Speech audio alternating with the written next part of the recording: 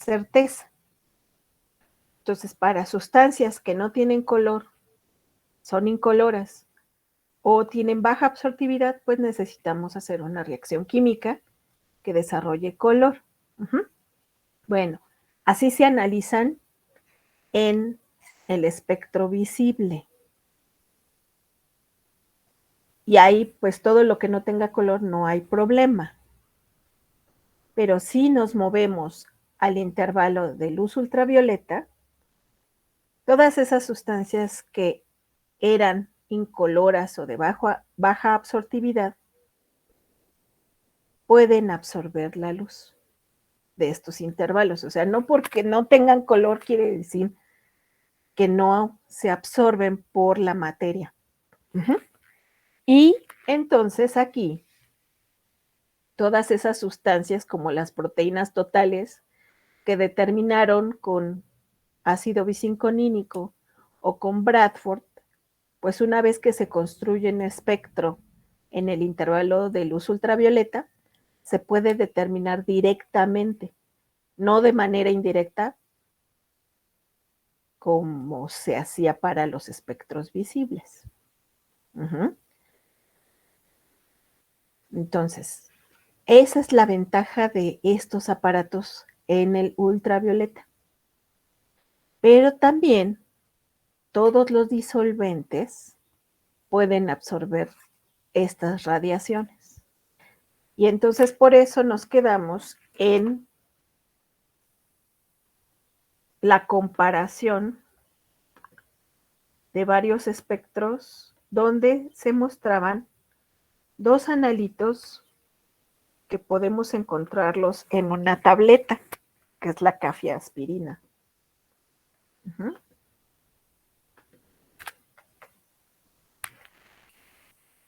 Entonces, la cafeína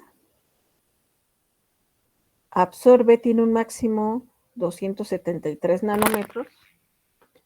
El ácido acetil salicílico, pues también coincide, su longitud de onda de máxima absorción.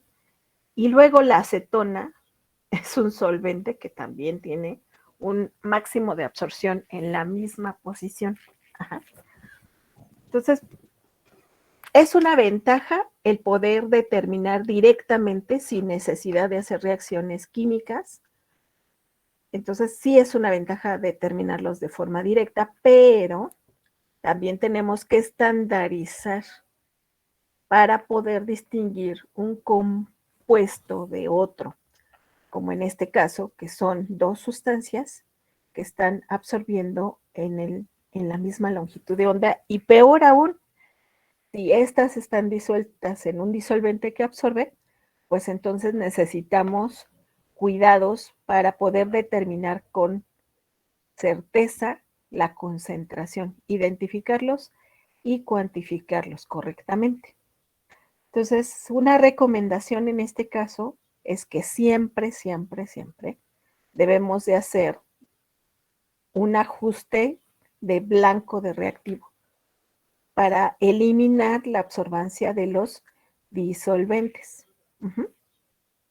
Nos quedamos entonces con la mezcla de los dos analitos. Entonces, si ustedes necesitan validar las concentraciones de cafeína y de ácido acetilsalicílico en la producción de la cafeaspirina, ¿qué harían?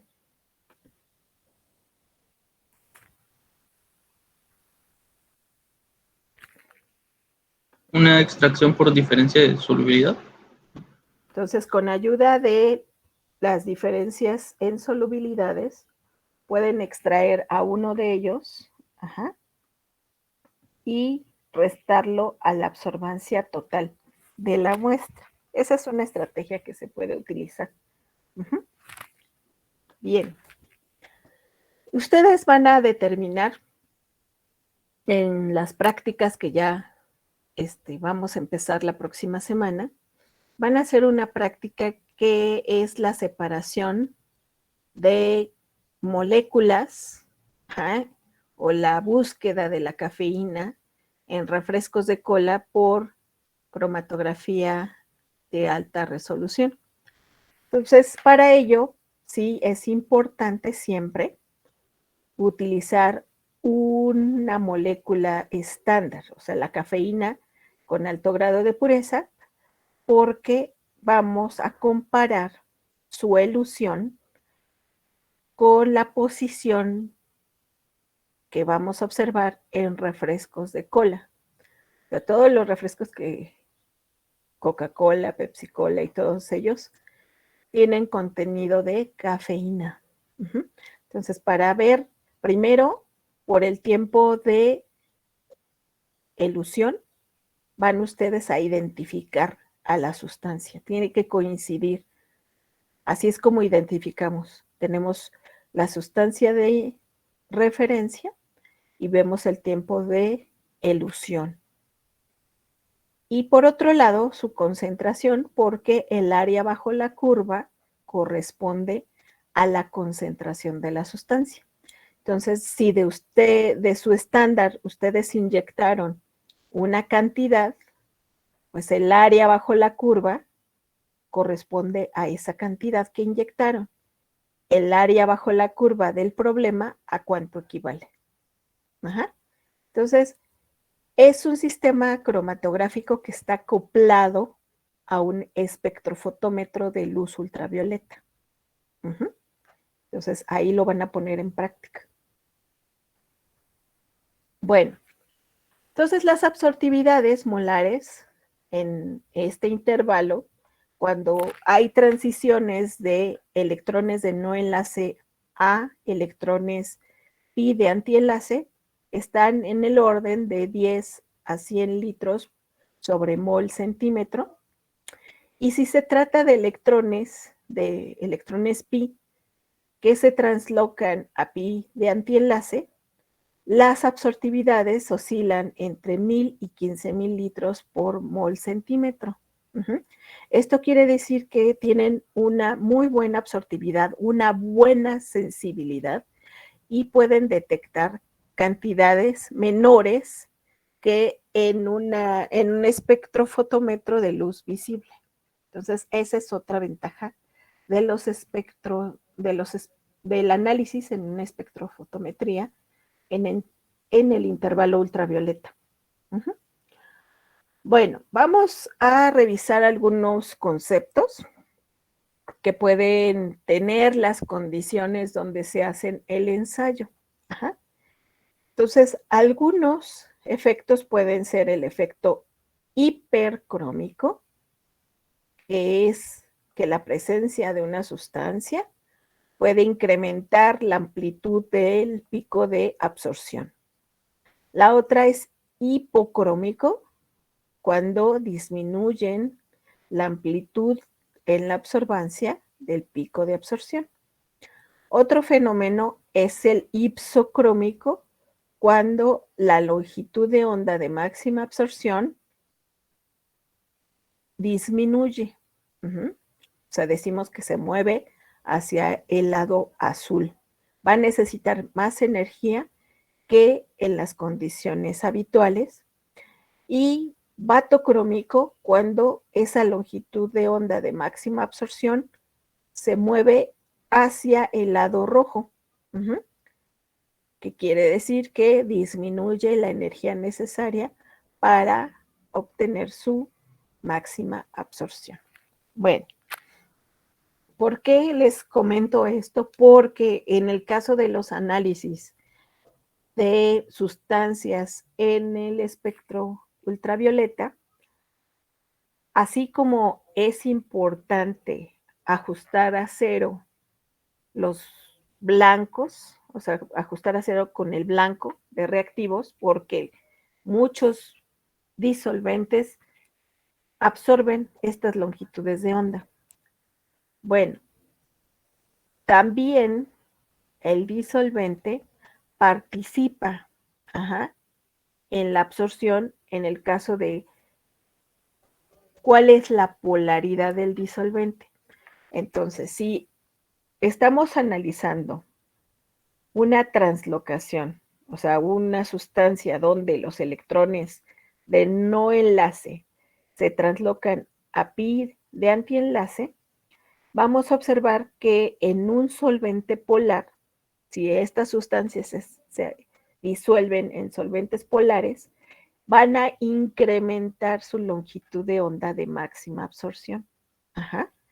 Entonces, si normalmente requerimos esta energía para traslocar un electrón de no enlace a pi de antienlace, si este analito lo disolvemos en una sustancia polar, vamos a abatir la posición del estado basal del electrón y por lo tanto hacer el salto hasta el pi de antienlace, la energía requerida se va a incrementar. Esto por efecto de la polaridad. Ajá. ¿Sí?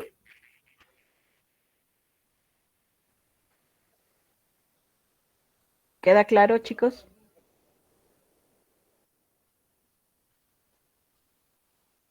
¿Están ahí o ya se fueron? Sí, profe. Ah, Sí, bueno. pero bueno, a mí no me quedó muy claro lo de por qué aumentaría. ¿Qué es polaridad por definición?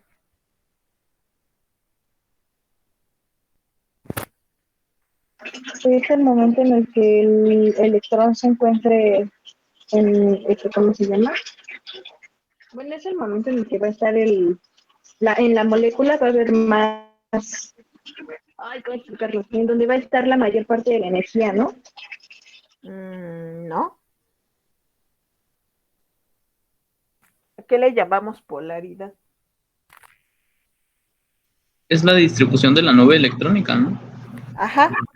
Entonces, la característica que tienen todas las sustancias polares es en función de la distribución de la nube electrónica. Cuando tienen cargas formales, pues evidentemente la diferencia en carga distribuye la carga hacia una región de la molécula. Y cuando no hay una carga formal, pues los grupos, como es el caso de la molécula de agua, los electrones de no enlace van a provocar que la nube electrónica se mueva hacia el oxígeno. Entonces nos va a quedar una región delta negativa hacia el oxígeno y delta positiva hacia los hidrógenos. Entonces, esta distribución electrónica en sustancias que no tienen carga como tal y sobre todo en las que tienen carga, van a permitir que la molécula tenga interacciones con su medio, con su entorno, principalmente el disolvente. Ajá. Entonces, eso es una sustancia polar. Entonces, aquí, cuando estamos interactuando una sustancia, un analito que contiene los electrones de no enlace, pues en un solvente polar, imagínense la interacción que se da. Por lo tanto, si yo necesito translocar este electrón, pues voy a necesitar mayor cantidad de energía para romper la interacción y entonces provocar que el electrón se transloque. Por eso necesita más energía en este caso. ¿Sí? ¿Sí quedó ya un poquito más claro? Sí. Ok. Pero si si ahora tenemos no un electrón de no enlace, sino ahora tenemos un enlace pi, o sea, los electrones que forman parte de una doble ligadura, aquí el comportamiento cambia. El electrón de doble ligadura que se transloca a un pi de antienlace, acuérdense que muchos de estos electrones por sí mismos tienen mucha facilidad de movimiento. Y ahora, si sumado a que forman una doble ligadura, están en un estado conjugado, pues es muy sencillo provocar su translocación. Entonces, en un solvente polar van todavía a disminuir la energía necesaria para translocarse. Entonces, si necesito menos energía, ¿cómo va a ser la longitud de onda? Mayor. Mayor. Sería Por lo tanto, a este cambio se le conoce como vatocrómico. Necesito menos energía. Entonces, si antes necesitaba para su translocación esta cantidad de energía en un solvente polar que le facilita todavía más el movimiento, pues necesitó menos, menos energía, una lambda de mayor tamaño. ¿Ok? Entonces, las interacciones o el análisis de sustancias en el ultravioleta, vean que también se modifican en la información que nos está dando de las moléculas. Y bueno, en términos generales podemos analizar en el ultravioleta una gran cantidad de grupos funcionales. O sea, solamente detectamos su presencia, y suponemos que tiene un alto contenido de dobles ligaduras para que nosotros veamos que absorbe en el ultravioleta. Bueno, también se pueden analizar especies inorgánicas como pueden ser los iones nitrato, el cual tiene su longitud de onda de máxima absorción en 313, los carbonatos 217, nitrito 360 y 280, y aquí cuidado porque si van a determinar proteínas, los grupos aromáticos que absorben a 280, si yo tengo nitritos, entonces se va a sumar las absorbancias. Y ácida tiene un máximo de 230. También aquí es importante porque luego a veces en la extracción de organelos y luego la purificación de proteínas podemos tener estos contaminantes. Entonces, 230 hay sustancias como la ácida que absorben a 230. Bueno, entonces, ¿cuáles son las recomendaciones que necesitamos para llevar a cabo una buena identificación y cuantificación de sustancias en el intervalo ultravioleta? La ventaja, les menciono nuevamente, es que podemos medir sustancias de manera directa, sin importar si son incoloras. O sea, de hecho, muchos de estos pues está diseñado para determinar ese tipo de sustancias. Entonces, la primera recomendación es que debido a su alta absortividad, o sea, buena sensibilidad, podemos hacer o medir en el analito en disoluciones diluidas. Por su alta sensibilidad, pues entonces podemos bajarnos en la concentración para hacer la determinación. Necesitamos de todo el abanico de disolventes disponibles, buscar el disolvente que sea ópticamente transparente en el análisis. Entonces, uno de los disolventes que más usamos es el agua. Y tenemos entonces aquí una tablita con las longitudes de onda de corte. O sea, quiere decir que se recomienda a partir de esta longitud de onda, bueno, hacer el análisis y no se recomienda de esta longitud de onda hacia abajo. Entonces, en el caso del agua, su longitud de onda de corte es de 180, que es uno de los disolventes que más empleamos. Si vamos a medir en 260, 280, o sea, para ácidos nucleicos, determinar bases nitrogenadas o proteínas 280 con los grupos bencénicos, pues entonces disueltos en agua podemos hacer la determinación porque su lambda de corte es 180. Si tenemos una sustancia en etanol, su lambda de corte son 220, el hexano de 200, ciclohexano de 200, y aquí es en donde empiezan a aumentar algunos de ellos. El tetracloruro de carbono ya está en 260, dietiléter 210, la acetona es 330, muy cerquita ya del visible, y dioxano 320. Entonces, hay que elegir bien el disolvente que nos conviene para que haya menos interferencia al momento de hacer la determinación. Y bueno, la recomendación de hacer un buen ajuste de blanco de reactivos. También debemos de considerar la polaridad del disolvente para los máximos de absorción. Entonces, cuando vayamos a determinar una sustancia en un disolvente determinado, aunque el reporte puede ser en otro disolvente, entonces necesitamos hacer un espectro de absorción con una sustancia de referencia en el solvente que vamos a trabajar, por estos movimientos de la polaridad. Entonces, siempre tenemos que hacer la comparación con analitos estándar. Luego, por ejemplo, en el espectro de luz de luz visible habíamos mencionado que dependiendo del ancho de banda mejoramos la resolución. Pues en el caso del ultravioleta se recomienda usar el ancho de banda mínima. O sea, si ustedes tienen a su disposición diferentes espectrofotómetros, como aquí de 20, 10, 5 y de 1 nanómetro, la recomendación es utilizar el que tenga el ancho de banda más pequeña. Les genera un mejor espectro y una mejor calidad del análisis.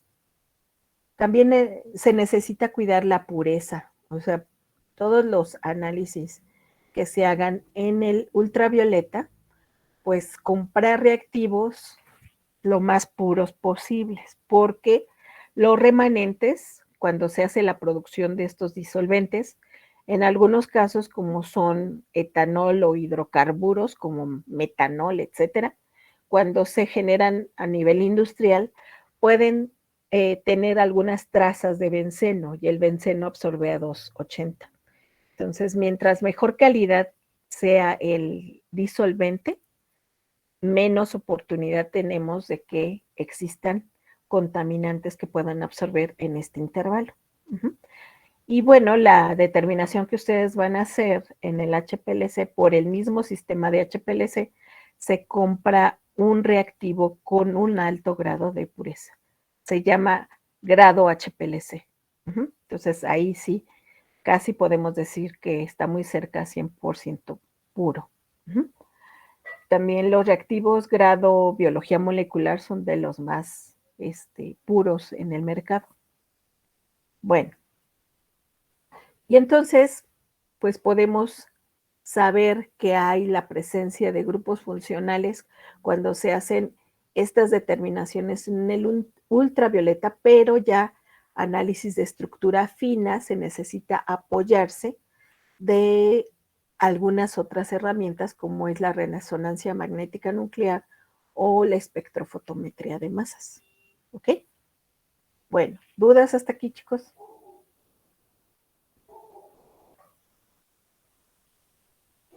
No. ¿No? Aún no. Aún no. Bueno, muy bien. ¿Les parece bien que hagamos el receso y continuamos a las 4? Sí, profesora. Bueno, Gracias. entonces, Sí, está bien. seguimos a las 4 entonces.